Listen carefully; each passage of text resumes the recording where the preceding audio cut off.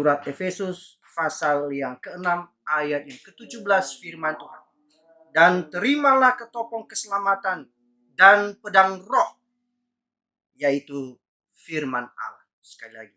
Dan terimalah ketopong keselamatan dan pedang roh, yaitu firman Allah. Bapak Ibu yang dikasihi dalam Tuhan Yesus Kristus, ini merupakan bagian lanjutan perenungan kita terkait dengan perlengkapan senjata Allah. Saudara, senjata yang keenam dan terakhir adalah pedang roh. Pedang roh diidentifikasikan dengan firman Allah yang dalam tulisan Paulus itu sering disebut dengan Injil. Dan ini menekankan pemberitaan yang aktual dari berita Injil yang diterima dari Roh Allah. Sehingga firman itu menjadi seperti pedang dalam peperangan melawan tipu muslihat iblis. Bapak Ibu yang dikasihi dalam Tuhan Yesus Kristus, dari keenam senjata dan alat perang yang sudah kita renungkan, hanya pedang yang dapat digunakan untuk menyerang dan untuk bertahan. Jadi semua perlengkapan senjata Allah di sini adalah perlengkapan senjata untuk berjuang dan menang melawan tipu muslihat iblis. Dan ini diambil dari ilustrasi berbicara tentang perlengkapan senjata Romawi. Maka kalau kita melihat kembali pada makna istilah berjuang dalam ayat yang ke-12, maka ini berarti pergulatan secara langsung yang melibatkan tangan kita, kaki kita, dan seluruh anggota tubuh kita, yang berarti bergulat, berjuang bersama di dalam peperangan untuk melawan tipu muslihat iblis. Saudara yang dikasihi dalam Tuhan Yesus Kristus, ini menunjukkan bahwa pertempuran, peperangan yang kita sedang hadapi ini dalam jarak dekat. Karena menggunakan pedang yang kecil, bukan pedang yang besar. Perang yang berlangsung dalam jarak dekat dan konsisten yang sering dilontarkan oleh iblis untuk menghadang kehidupan saudara dan saya, untuk melemahkan iman kita supaya kita keok dan tidak berdaya lagi. Saudara yang kasih dalam Tuhan Yesus Kristus, jenis bentuk serangan yang dimaksud adalah pertarungan pribadi. Mengapa? Karena kata yang digunakan oleh Paulus adalah makhaira. Dan ini adalah pedang yang kecil atau pedang yang pendek. Dan pedang yang disebut di sini adalah pedang roh. Dan dijelaskan adalah firman Allah. Maka kalau kita berbicara pedang roh yang adalah firman Allah, maka ada dua prinsip yang perlu kita perhatikan dalam bagian ini. Yang pertama, Roh Kudus adalah sumber firman. Maka dikatakan pedang roh adalah firman. Dengan istilah pedang roh, Paulus sedang mengartikan bahwa pedang itu berasal dari Roh Allah sendiri. Dialah yang memulai pedang itu, yang membentuk, yang selanjutnya diidentifikasikan oleh Paulus sebagai firman Tuhan. Dan Paulus memberitahukan kita hal yang sama juga di dalam 2 Timotius pasal 3 ayat 16 sampai 17. Dikatakan di sana, segala tulisan yang diilhamkan Allah memang bermanfaat untuk mengajar, untuk menyatakan kesalahan, untuk memperbaiki kelakuan, dan untuk mendidik orang dalam kebenaran. Dengan demikian, tiap-tiap manusia kepunyaan Allah diperlengkapi untuk setiap perbuatan baik. Kalau kita melihat istilah kata diilhami di sini, secara harafiah itu dihembuskan oleh Tuhan. Roh Tuhan menghembuskan firman melalui penulis dan menggunakan gaya dan kepribadian yang unik daripada penulis untuk menginterpretasikan bagaimana isi hati Tuhan yang menjadi kekuatan kita sebagai orang-orang yang percaya. Maka kalau kita melihat di sini, Kalau senjata ini adalah pedang roh yang adalah firman Tuhan, maka ini menjadi kekuatan utama kita dalam menghadapi berbagai serangan. Petrus mengingatkan kita dalam 2 Petrus pasal 1 ayat 20 dan 21. Yang terutama harus kamu ketahui ialah bahwa nubuat-nubuat dalam kitab suci tidak boleh ditafsirkan menurut kehendak sendiri. Sebab tidak pernah nubuat dihasilkan oleh kehendak manusia, tetapi oleh dorongan Roh Kudus, orang-orang berbicara atas nama Allah. Saudara, ketika kita datang kepada firman, kita membutuhkan Roh Kudus untuk memberikan kita pengertian dan pemahaman. Mempelajari firman secara akademis, bahkan mungkin di dalam bahasa aslinya kita kuasai, tetapi tanpa ketergantungan kita kepada Roh Kudus, maka apa yang kita dapatkan bukan kekuatan yang kita butuhkan untuk berperang, tapi hanya untuk memuaskan pikiran kita. Tapi ketika Roh Kudus berperan memberikan kita pengertian dan pemahaman, maka apa yang kita mengerti tentang firman Allah itu akan memberikan daya dorong yang kuat untuk kita terus bergantung dan berharap hanya kepada Tuhan. Dan efektifnya senjata yang kita gunakan, yaitu firman Allah, bekerja bukan hanya untuk orang lain, tetapi untuk diri kita sebagai pemberita. Yang adalah Allah di tangan Tuhan, yang Tuhan percayakan untuk memegang kepada senjata ini, yaitu firman Allah. Saudara yang dikasih dalam Tuhan Yesus Kristus, karena Roh adalah sumber firman, maka kita harus bersandar kepadanya ketika kita datang kepada firman-Nya.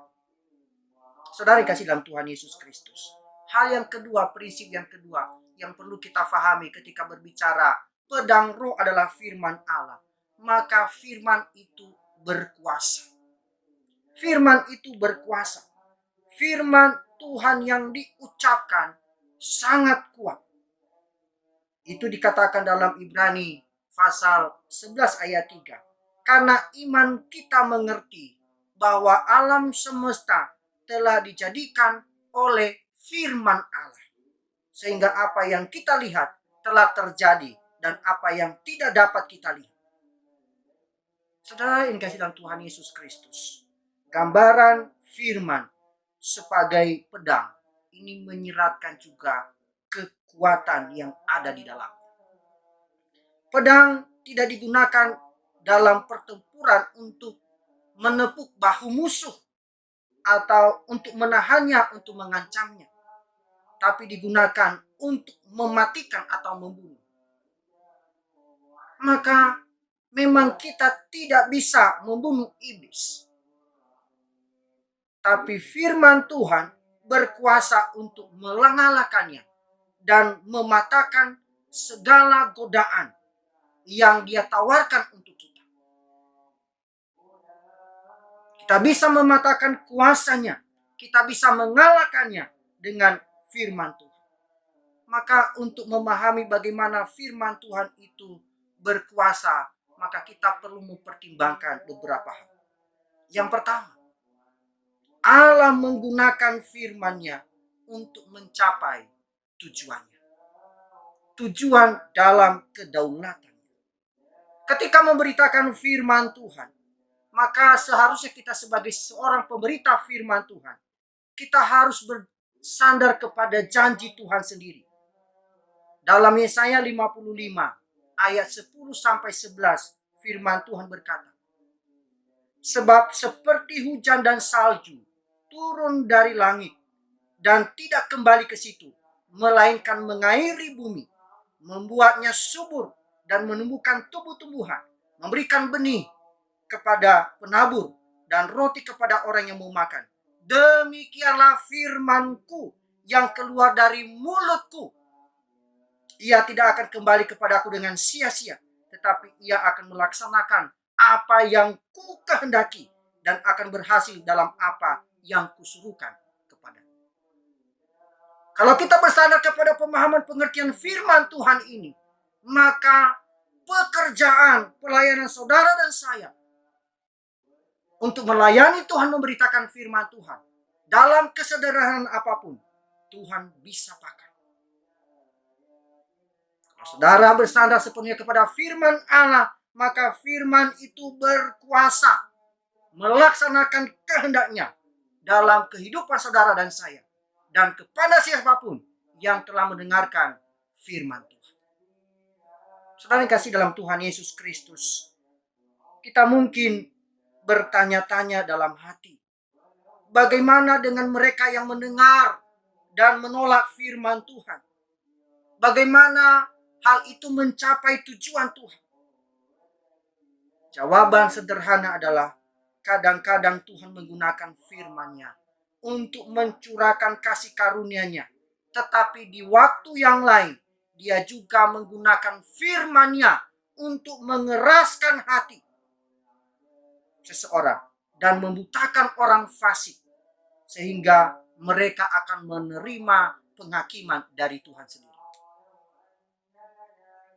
Saudara yang kasih dalam Tuhan Yesus Kristus, tugas kita adalah memberitakan firman Tuhan dengan mengandalkan Tuhan yang berjanji akan menggunakannya untuk mencapai tujuannya. Karena firman yang keluar dari mulut Allah, yang adalah firman yang tertulis yang kita pahami, yaitu Alkitab, itu adalah inti berita yang kita sampaikan, bukan diri kita. Sehingga pemberitaan kita itu maksimal dan efektif kepada siapapun firman itu diberitakan. Saudara dikasih dalam Tuhan Yesus Kristus, hal yang kedua yang kita harus pahami tentang firman Tuhan yang berkuasa, yang punya kekuatan. Tuhan menggunakan firman Tuhan untuk menyelamatkan orang berdosa. Tuhan menggunakan firman-Nya untuk memberikan kehidupan yang baru kepada orang-orang berdosa. Kalau kita membandingkan dalam Yakobus 1 ayat 18, dikatakan di sana, atas kehendaknya sendiri, Ia telah menjadikan kita oleh firman kebenaran, supaya kita pada tingkat yang tertentu menjadi anak sulung di antara semua ciptaan. Mendudukan kita kembali kepada posisi yang semula. Nah, dalam 1 Petrus pasal 1 ayat 23 menegaskan, karena kamu telah dilahirkan kembali bukan dari benih yang fana, tetapi dari benih yang tidak fana, oleh firman Allah yang hidup dan yang kekal.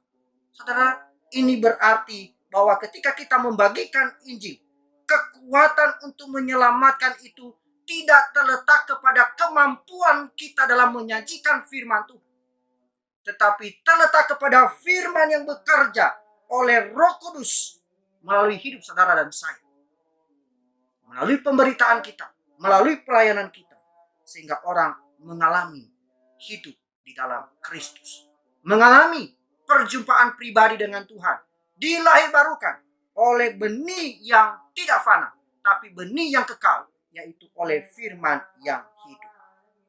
Saudara, firman Tuhan, dengan kita menjadikan firman Tuhan sebagai sandaran, maka firman Tuhan ini akan menginsafkan dosa kita sendiri dan memberikan kita kehidupan yang baru, supaya kita mematikan kuasa dosa yang mengikat kehidupan kita. Dan inilah senjata yang bisa kita pakai untuk kita tetap tegar, kita tetap kuat bertahan oleh firman Tuhan. Saudara, hal yang ketiga kita berbicara tentang firman Tuhan, itu punya kekuatan, punya kuasa.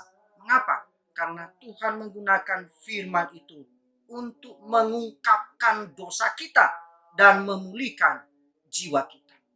Saudara dikasih dalam Tuhan Yesus Kristus, kecenderungan kita adalah membandingkan diri kita dengan orang lain dan menyimpulkan bahwa kita melakukan lebih baik dari orang lain. Saudara dikasih dalam Tuhan Yesus Kristus, kalau kita melihat firman Tuhan, maka sebenarnya ketika kita berinteraksi dengan kebenaran firman Tuhan, kita tidak punya kemampuan apapun. tetapi oleh firman Tuhan melalui Roh Kudus bekerja memampukan kita untuk mengerti, memahami apa yang Tuhan mau dalam hidup saudara dan saya, supaya terus berpegang kepada janji firman. Mengapa? Karena Tuhan menggunakan firman-Nya untuk memperbaharui dan menghidupkan kita kembali. Makanya Daud dalam Mazmur 19 ayat 7, dia mengatakan, Tauratmu itu sempurna, menyegarkan jiwa. Firman Tuhan itu sempurna, menyegarkan jiwa kita yang dahaga. Saudara, di dalam Mazmur 119 yang terdiri dari 176 ayat, ini juga memberikan dan sering mengulang-ulang manfaat firman Tuhan itu di dalam kehidupan kita. Dan berulang kali pemazmur mengatakan, jiwaku menjadi debu, hidupkan aku menurut firman. Ini dalam Mazmur 119 ayat 25. Dan inilah menjadi penghiburan kita di dalam kesengsaraan. Demikian juga Daud di tengah-tengah penderitaan menghadapi berbagai tantangan dalam hidupnya. Penghiburan tersendiri melalui firman Tuhan yang menghidupkan. Dalam Mazmur 119 ayat yang ke-50. Maka saudara, jika hidup kita sudah mulai kering, mulai hambar secara rohani, maka mintalah Tuhan, supaya Tuhan memulihkan kehidupan kita dan menghidupkan kita kembali, memberikan kita semangat, daya dorong melalui firman Tuhan yang kita renungkan. Saudara, sering kita mengalami dalam hidup kita, kalau kita tidak menyiapkan diri hari ini untuk firman Tuhan, maka ketika kita berjalan sepanjang hari ini, maka kita merasa seperti seorang diri di tengah keramaian. Mengapa? Karena firman Tuhan tidak menjadi kekuatan kita di sepanjang hari itu. Karena kita tidak bergaul dengan firman. Saudara yang kasih dalam Tuhan Yesus Kristus, kita mengikuti pendidikan, belajar teologi, tidak lepas dari objek penelitiannya adalah firman Tuhan. Maka kekuatan kita, kekuatan saudara dan saya, ketika masuk dalam pelayanan, bahkan dalam hidup ini, itu terletak ketika kita bersandar sepenuhnya kepada firman Tuhan. Hal yang keempat, ketika kita berbicara, firman Tuhan itu punya kuasa, punya kekuatan. Mengapa? Karena Allah menggunakan firman Tuhan itu untuk memperbaiki, untuk mengubah kita ke arah yang lebih baik. Saudara, kita bisa melihat di dalam 2 Timotius pasal 3 ayat 17. Ketika Paulus mengatakan bahwa firman itu cukup untuk memperlengkapi kita untuk setiap perbuatan baik. Dia tidak berpikir terutama untuk memberi kita metode yang kita butuhkan untuk pelayanan. Sebaliknya yang dia maksudkan adalah bahwa firman itu akan memberikan kepada kita hikmat dan karakter yang baik yang kita butuhkan dalam melayani Tuhan secara efektif. Saudara yang dikasihi dalam Tuhan Yesus Kristus, pelayanan kita dalam mempersiapkan bukan metode atau teknik yang tepat yang menentukan. Tetapi yang menentukan adalah ketika kita mengefektifkan firman Tuhan itu di dalam kehidupan kita. Mengapa? Dengan adanya firman Tuhan dalam hidup kita, maka kuasa Roh Kudus itu bekerja. Bukan hanya kepada kita sebagai alat yang memberitakan firman, tetapi juga kepada orang yang mendengarkan firman. Jadi pedang roh yang adalah firman Tuhan. Roh itu adalah sumber firman. Dan karena firman itu bersumber dari Roh Kudus, maka firman itu juga berkuasa. Saudara yang dikasihi dalam Tuhan Yesus, maka marilah kita menggunakan perlengkapan senjata rohani ini. Pedang ini kita gunakan baik secara defensif maupun ofensif. Perlengkapan ini bisa digunakan untuk bertahan dan juga untuk menyerang. Karena oleh firman Allah yang tertulis, kita harus hati-hati dalam setiap situasi dan kondisi dalam menerapkannya. Mengapa saudara? Karena senjata ini tidak hanya untuk orang yang kita layani, tetapi berlaku juga untuk diri kita. Maka pedang roh secara defensif itu untuk menangkal godaan dan tipu muslihat dari serangan musuh. Senjata untuk bertahan ini adalah untuk menangkal godaan, serangan, tipu muslihat. Contoh yang jelas dari kisah tentang Yesus yang menjadi teladan bagaimana menghadapi serangan dan godaan dari iblis. Pencobaan di padang gurun itu membuktikan bahwa firman Tuhan bisa dan mampu menangkal serangan tipu muslihat yang ditawarkan oleh iblis. Saudara yang kasih dalam Tuhan Yesus Kristus, kalau kita membaca kisah percakapan dialog antara Yesus dan iblis dalam konteks pencobaan di padang gurun, maka kita belajar hal yang instruktif di sini.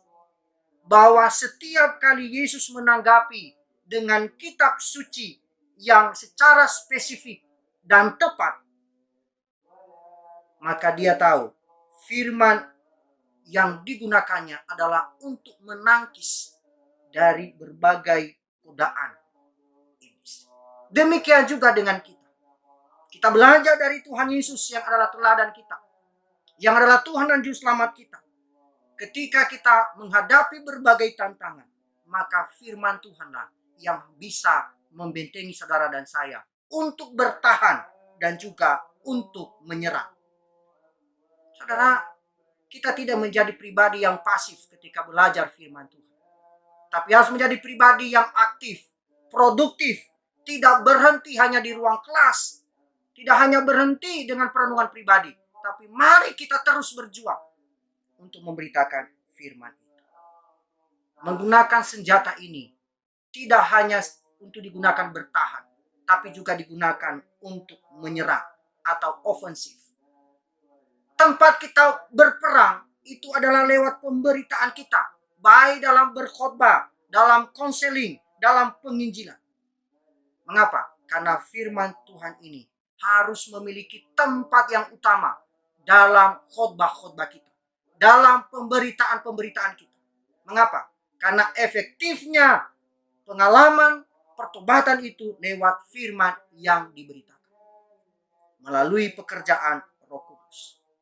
Saudara dan saya, bagaimana Roh Kudus bisa bekerja efektif dalam kehidupan saudara dan saya kalau firman-Nya tidak tinggal di dalam kita?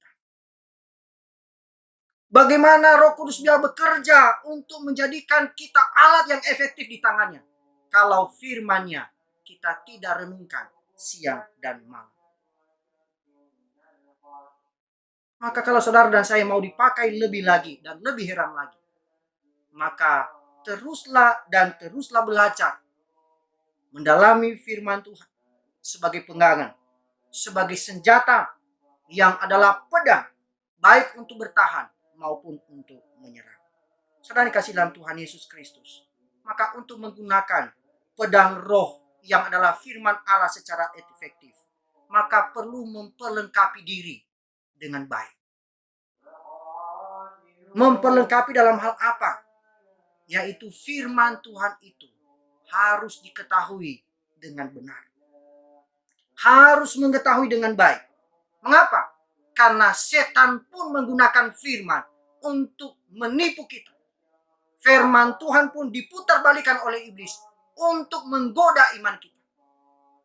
Maka saudara harus waspada. Kita tetap harus waspada. Kalau kita salah menerapkan firman Tuhan, maka kita juga menjadi alat setan untuk menyesatkan banyak orang. Kalau salah kita menerapkan firman Allah yang kita mengerti, yang kita pelajari, maka kita akan menyesatkan banyak orang. bukan membawa orang kepada Tuhan. Maka belajarlah dengan baik. Dan mari kita terus belajar. Masa waktu yang Tuhan siapkan untuk kita dalam proses studi selama dalam lembaga pendidikan, itu adalah waktu yang terbaik untuk mempersiapkan senjata yang utama yang bisa kita gunakan untuk bertahan dan untuk menyerang. Maka untuk menggunakan pedang roh ini secara efektif, tidak hanya mengetahuinya dengan baik, tetapi harus membacanya berulang-ulang, mempelajarinya dengan teliti, dan tetap konsisten dalam kebenaran. Maka dibutuhkan hati yang terbuka, hati yang siap dikoreksi oleh kebenaran firman Tuhan. Mengapa Bapak Ibu Saudara? Karena sering kita beranggapan bahwa firman Tuhan yang kita renungkan berlaku untuk orang lain, bukan berlaku untuk diri kita. Ini yang salah. Seharusnya firman Tuhan itu berlaku untuk diri kita terlebih dahulu, baru kepada orang yang mendengarkan kita. Maka perlu mempersiapkan dengan baik. Pada akhirnya, di dalam Mazmur pasal 1 ayat 1 dan 2, menegaskan, berbahagialah orang yang tidak berjalan menurut nasihat orang fasik, yang tidak berdiri di jalan orang berdosa, dan yang tidak duduk dalam kumpulan pencemooh. Tetapi yang kesukaannya ialah Taurat Tuhan, yang kesukaannya ialah firman Tuhan, yang merenungkan firman Tuhan itu siang dan malam. Saudara yang kasih dalam Tuhan Yesus Kristus, orang percaya perlu menyadarkan dirinya tentang panggilan untuk masuk dalam peperangan rohani, melawan tipu muslihat iblis, melawan segala pengaruh iblis. Maka sebagai orang yang sudah menerima penebusan dan keselamatan dari Kristus, maka melalui teks ini setidaknya orang percaya harus hidup sebagaimana hidup sebagai umat Allah yang sejati, dalam kekudusan dan dalam kerohanian, spiritualitas sejati. Maka proses ini berlangsung terus-menerus dalam kehidupan kita. Tidak ada kata untuk berhenti, tapi berlangsung secara terus-menerus. Demikian juga peperangan yang kita hadapi. Iblis tidak tinggal diam. Dia akan terus mencari kelemahan kita dan waktu yang tepat untuk menjatuhkan kita. Maka kita harus terus belajar dengan baik. Maka sebagai orang yang percaya, orang yang beriman, kita membutuhkan segala kelengkapan rohani dari Allah. Dan bersama Allah melawan serta mengalahkan tipu muslihat yang ditawarkan oleh iblis. Saudara, jaminan kemenangan sudah ada di dalam Allah. Dan bersama anugerah Allah, marilah kita memerangi segala macam pengaruh iblis, termasuk perbuatan dosa, supaya ada proses pengudusan dari rancangan keselamatan yang sudah kita terima melalui karya penebusan Kristus.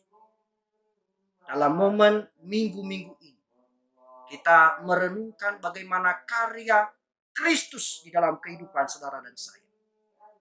Melalui penebusan, pengorbanannya, maka olehnya kehidupan saudara dan saya berkenan kepada Allah dan memuliakan Allah.